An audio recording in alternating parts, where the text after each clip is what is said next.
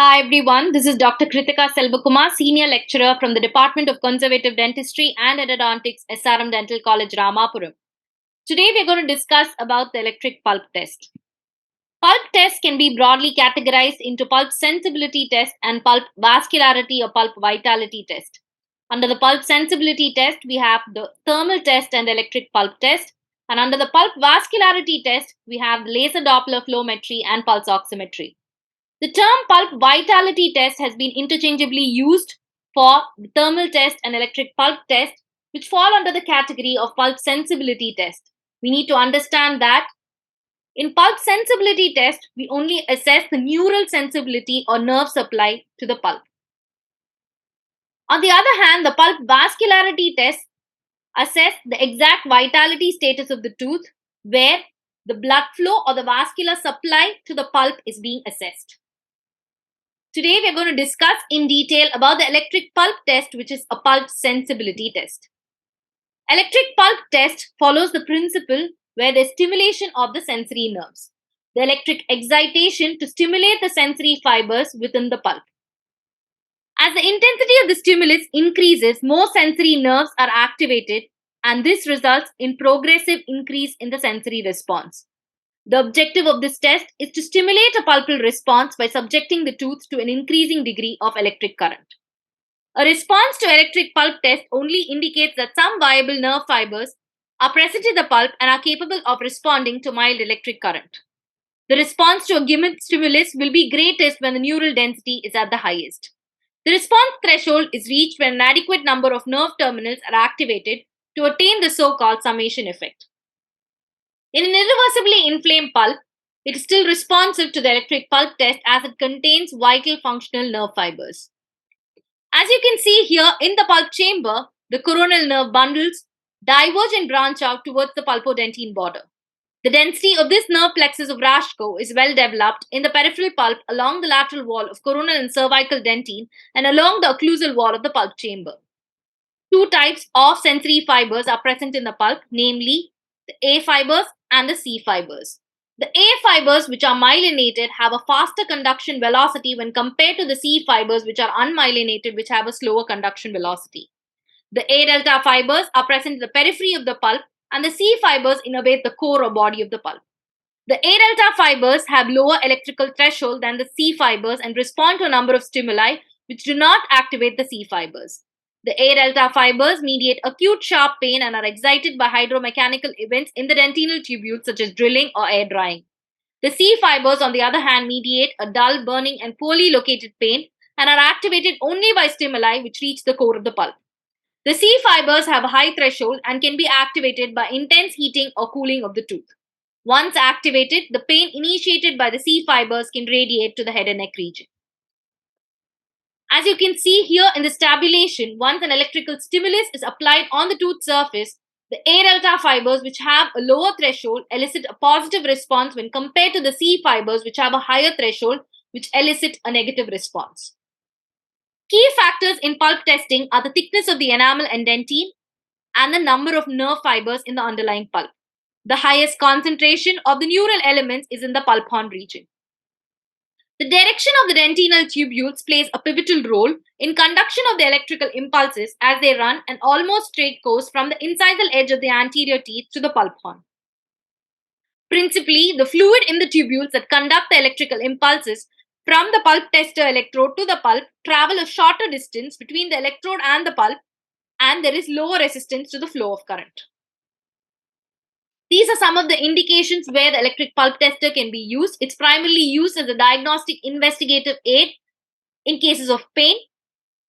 In cases of trauma, when the teeth is traumatized, a past history of trauma, the EPT can be used to assess the neural sensibility. Prior to any restorative procedures, to assess the neural sensibility of the tooth, the EPT can be used. In cases of pulp capping, in cases where the periapical radiolucency mimics the anatomical structures, to assess the efficacy of the anesthesia and analgesics, in case of transplanted teeth, in cases of teeth which are involved in leaf-out fractures or osteotomies, the EPT can be used. However, the contraindications include teeth with crowns and orthodontic brackets where the metal component can interfere with the electrical impulses, and it can conduct these electrical impulses, eliciting a false response. Before moving on to the procedure, we need to know the parts of this electric pulp tester. The electric pulp tester has a tester electrode which imparts the electrical impulses, a digital monitor where it shows the numerical readings, a rheostat, a metal sheath, and a lip clip. The metal sheath and lip clip is primarily used to complete the circuit. The numerical readings on the electric pulp tester have significance only if the number differs significantly from the readings obtained from a control tooth tested on the same patient with the electrode position at a similar area on both the teeth. The lack of response is usually found in necrotic pulp. First, you need to describe the test to the patient in a way that will reduce the anxiety and eliminate a biased response. As you can see here, we have demonstrated the use of the electric pulp tester in this video. We have isolated the control tooth as well as the tooth of interest. Here the tooth of interest is 2, 1, and the control tooth taken is the contralateral tooth, that is 1, 1, which has similar morphology and is supposedly having the same neural pattern. So first, we isolate using cotton rolls and air dry the teeth. We have checked the electric pulp tester for functioning and determined if current is passing through the electrode.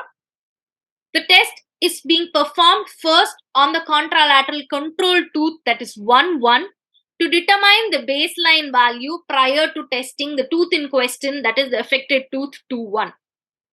The electrolyte is being applied on the tooth electrode, which can be a toothpaste. In this scenario, we have used a toothpaste. Even a prophylactic paste can be used, and it's placed against the dried enamel of the crown surface, that is on the buccal aspect. It is being placed. For anterior teeth, the position of placement of the electrode is in the incisal third. For the premolars, it's on the mid third, and for the molars, it's on the mesiobuccal cusp. It is important that we avoid any contact with metallic restoration or the gingival tissue, as it may lead to false responses. The completion of the circuit is done here by using a lip clip which is placed in the vestibular region in relation to the lower area, as you can see here. In case we do not have a lip clip, we can ask the patient to rest a finger on the metal sheath of the pulp tester. The rheostat was turned slowly on and a minimal current was introduced on the tooth.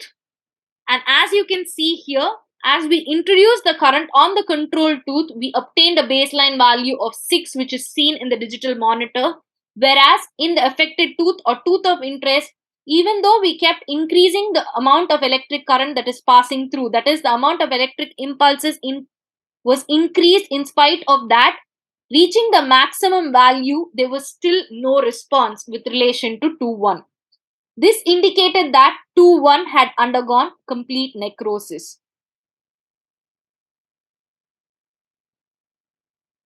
The other possible responses that can occur with the electric pulp tester is the false positive or false negative response.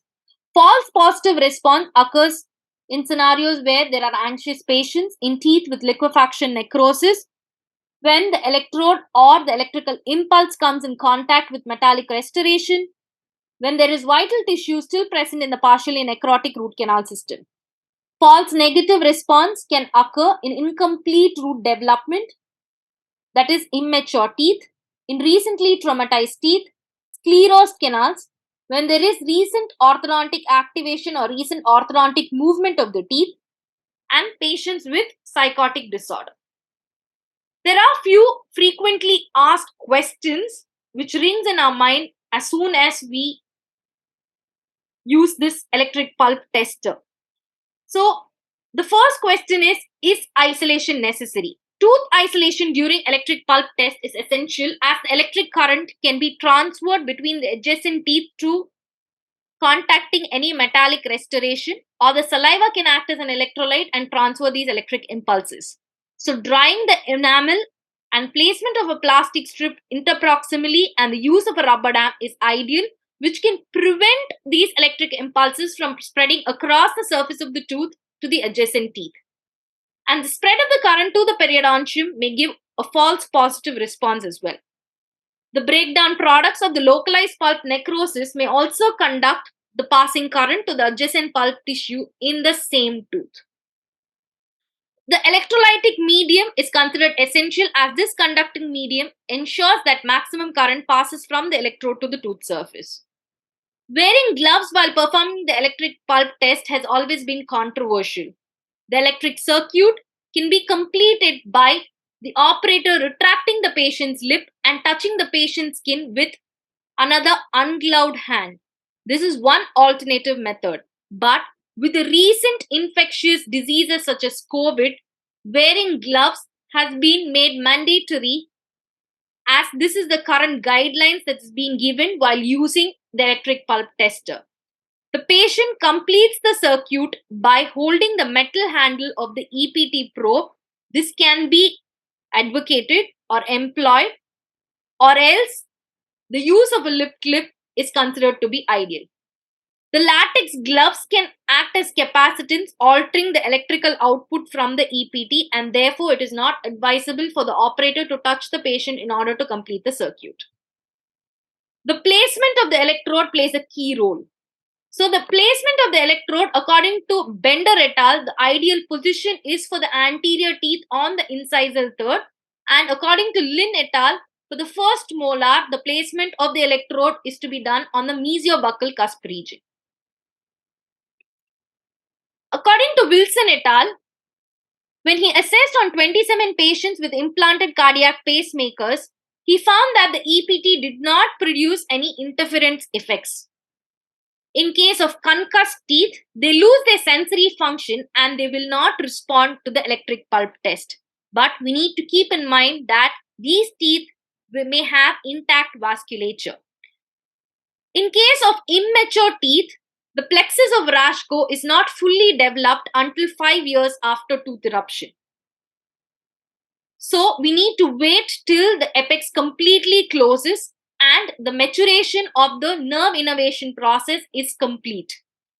And in such scenarios, the pulpal nerves fail to terminate among the odontoblasts and reach the predentine or dentine as it is in the fully developed teeth.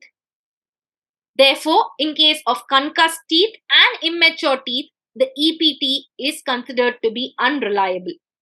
In case of orthodontic tooth movement, they produce changes in the tissue respiration within the pulp as well as inflammatory changes within the periodontium. Therefore, in such scenarios as well, EPT test is considered to be unreliable. Therefore, the best alternative test in case of metallic fillings, multi-rooted teeth, immature permanent teeth is the cold test, where we can use a carbon dioxide snow, which is the most recommended method.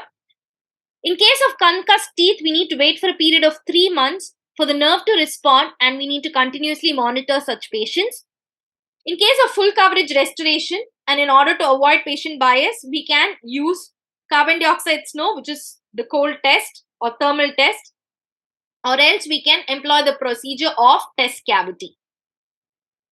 Moving on to the accuracy, the highly accurate and reliable method is the cold test, which has an accuracy rate of 86%, followed by EPT, which has an accuracy of 81%.